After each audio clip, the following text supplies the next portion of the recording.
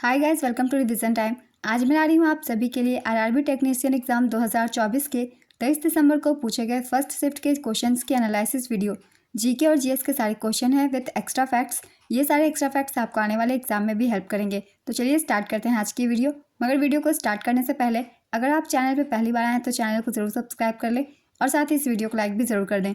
तो चलिए देखते हैं कौन कौन से आज क्वेश्चन पूछे गए हैं और उनका सही आंसर क्या है। क्वेश्चन नंबर 1, प्रोजेक्ट उद्भव किसने लॉन्च किया? इसका आंसर है भारतीय सेना। प्रोजेक्ट उद्भव भारतीय सेना और यूएसआई के बीच सहयोगात्मक पहल है जो भारत के प्राचीन सैन्य विचारों की जड़ों को टटोलने का एक प्रयास है। प्रोजेक्ट उद्भव को 21 अक्टूबर 2023 को रक्षा मंत्री राजनाथ सिंह ने लॉन्च किया था। उद्भव, जिसका अर्थ है उत्पत्ति, हमारे राष्ट्र के पुराने धर्म ग्रंथों और लेखों को स्वीकार करता है। इस परियोजना का उद्देश्य आधुनिक सुरक्षा चुनौतियों से निपटने के लिए एक अद्वितीय और समग्र दृष्टिकोण तैयार करते हुए समकालीन सैन्य प्रथाओं के साथ प्राचीन ज्ञान का उपयोग करना है। नेक्स्ट क्वेश्चन, सबसे अधिक क्रियाशील धातु कौन सा है? इसका आंसर है पोटेशियम। धातु की अभिक्रियाशीलता श्रृंखला में सबसे अधिक अभिक्रियाशील धातु है सबसे ज़्यादा पोटेशियम, उसके बाद सोडियम, उसके बाद calcium, magnesium, aluminium, zinc, iron, lead, hydrogen. इसके बाद है कॉपर, मरकरी, सिल्वर, गोल्ड। अभिक्रिया श्रृंखला में हाइड्रोजन के ऊपर पाई जाने वाली सभी धातुएं H2 गैस को तनु HCl या तनु H2SO4 के साथ अभिक्रिया करने पर मुक्त करती है। आवर्त सारणी में सीजियम सबसे अधिक अभिक्रियाशील धातु है। यह अन्य क्षारक धातुओं की तुलना में एक दुर्लभ धातु है।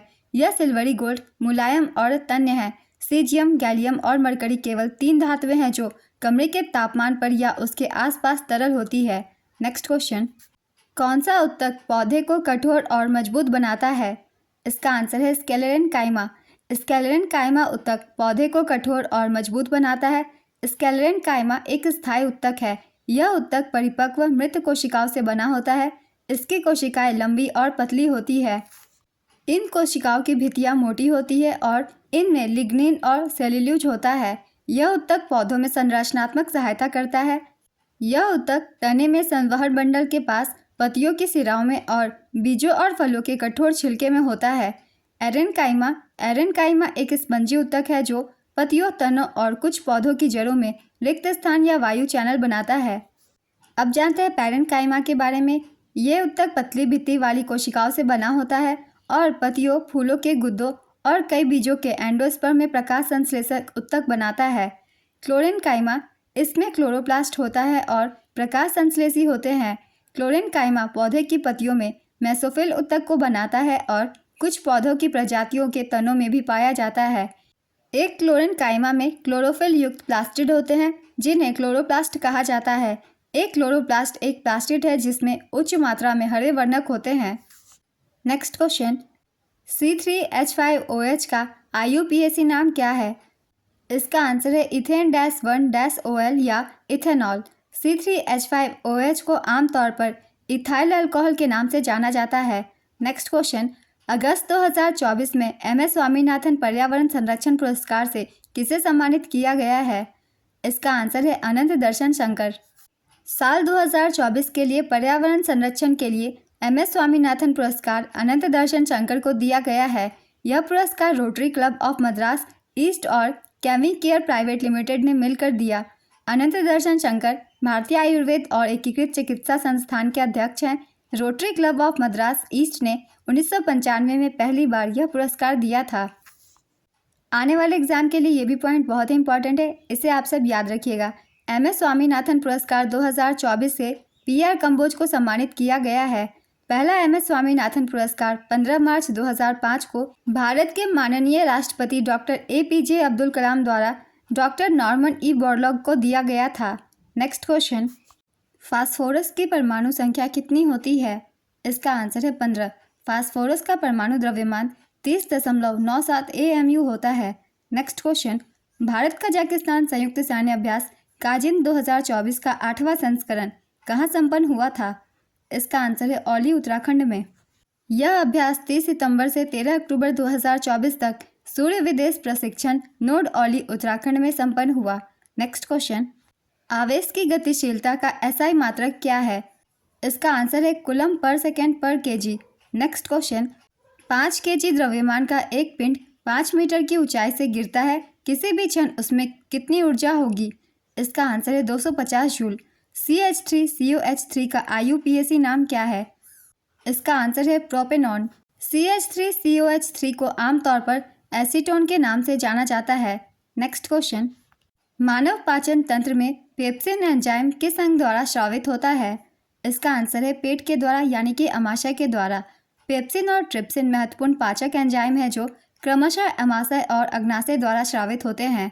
नेक्स्ट क्वेश्चन, गुरुत्व के खिंचाव के कारण ऊपर और नीचे की तरफ तनों और जड़ों की क्रमशः वृद्धि होती है, डैश कहलाती है?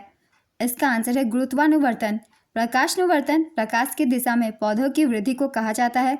जलानुवर्तन पानी या नमी की ओर पौधों के हिस्सों की वृद्धि को कहा जाता है।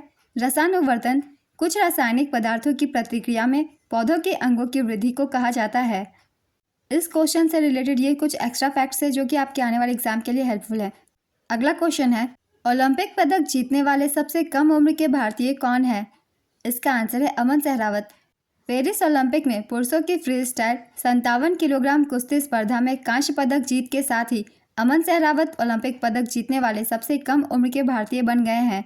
पेरिस ओलंपिक से रिलेटेड चलिए कुछ एक्स्ट्रा फैक्ट्स भी हम लोग जान लेते हैं जो कि बहुत ही इंपॉर्टेंट है। 2024 पेरिस ओलंपिक का आयोजन पेरिस, फ्रांस में किया गया था। इसका आयोजन 26 जुलाई से 11 अगस्त 2024 तक किया गया। संस्करण था 33वां।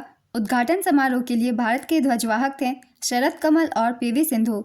समापन समारोह के लिए भारत के ध्वजवाहक थे मनु भाकर और PR श्रीजेश। ये दोनों ध्वजवाहक से रिलेटेड क्वेश्चन बहुत सारे पूछे जाते हैं एग्जाम्स में, इसलिए इन्हें याद रखिएगा। अब चलिए देखते हैं पदक तालिका। पहले स्थान पर अमेरिका था, 126 पदक अमेरिका ने जीते थे, जिसमें से 40 गोल्ड थे, 44 सिल्वर और 42 ब्रोंज। दूसरे स्थान पर चीन था। चीन ने 91 पदक जीते थे, जिसमें से 40 गोल्ड, 27 सिल्वर और 24 ब्रोंज थे। तीसरे स्थान पर जापान था 45 पदकों के साथ, इसमें से 20 गोल्ड, 12 सिल्वर और 13 ब्रोंज थे। भारत का स्थान 71वां था। भारत ने 6 पदक जीते थे, 1 सिल्वर और 5 ब्रोंज। नीरज चोपड़ा ने भारत के लिए जैवलिन थ्रो में एकमात्र रजत पदक जीता था। मनु भाकर ने निशानेबाजी में 2 कांस्य, 1 सरबजोत सिंह के साथ मिक्स डबल्स में जीते, जबकि भारतीय हॉकी टीम अमन सहरावत, स्वप्निल कोसाले ने भी कांस्य पदक जीता।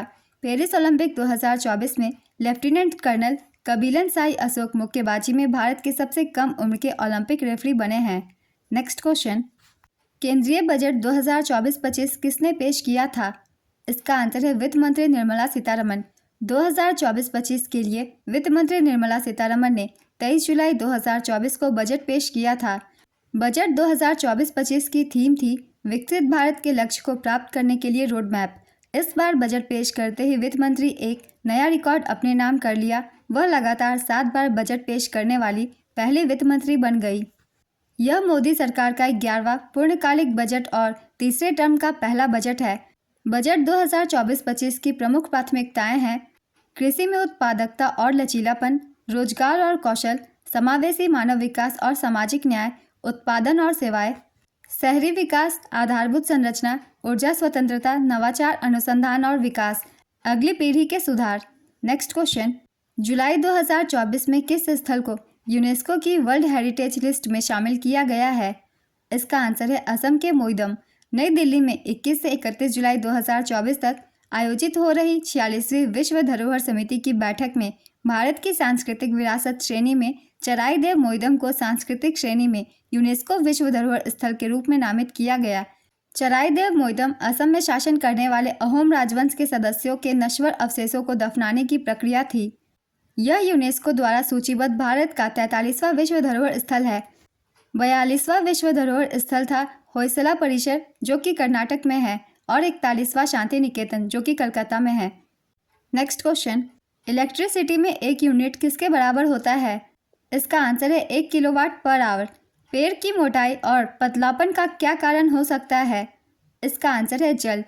पेड़ की जड़ों को पर्याप्त जल मिलने से पेड़ स्वस्थ और मोटा हो सकता है। जल की कमी से पेड़ कमजोर और पतला हो सकता है। नेक्स्ट क्वेश्चन, फेरस सल्फेट का रासायनिक सूत्र क्या होता है? इसका आंसर है FeSO4। परमाणु संख्या हमेशा किसके बराबर होता है? इसका आंसर है प्रोटॉनों की संख्या के। परमाणु संख्या हमेशा नाभिक में मौजूद प्रोटॉनों की संख्या के बराबर होती है। प्रोटॉन की खोज गोल्डस्टीन द्वारा की गई थी। आज के फर्स्ट शिफ्ट के एनालिसिस वीडियो कंप्लीट होती है। अगर आप सभी को ये वीडियो हेल्पफुल लगी हो तो इसे लाइक कर दीजिएगा और साथ ही इस तरीके की वीडियो के लिए चैनल भी ज़रूर सब्सक्राइब कर लीजिए। फिर मिलते हैं अगली वीडियो के साथ। आप सभी को आने वाले एग्जाम्स के लिए ऑल द बेस्ट।